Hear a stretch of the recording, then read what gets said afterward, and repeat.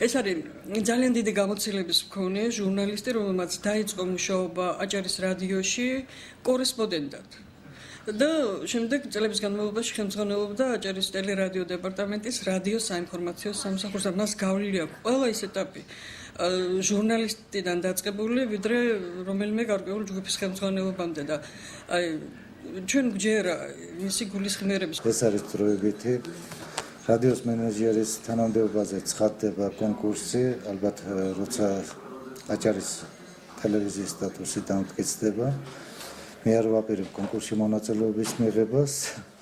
მანამდე რა თქმა უნდა შევასრულებ მენეჯერის მოვალეობას. ვაპირებთ, რომ აჭარის რადიო ისევ გაძლიერდეს, ისევ თავის სიმაღლეზე დაადგეს და თავის სიტყვა თქვას მედია სივრცეში. შევარჩიეთ ისეთი პიროვნება, ვინც მისაღები იყო კოლექტივისტვის და ამავდროულად მას სატელევიზიო პროექტები გააჩნია და არ აპირებს რადიოში მუშაობის გაგრძელებას, ასე რომ კონკურსის შემდეგ გადადგება და კონკურსში გამარჯვებული პიროვნება დაიჭერს ამ თანამდებობას.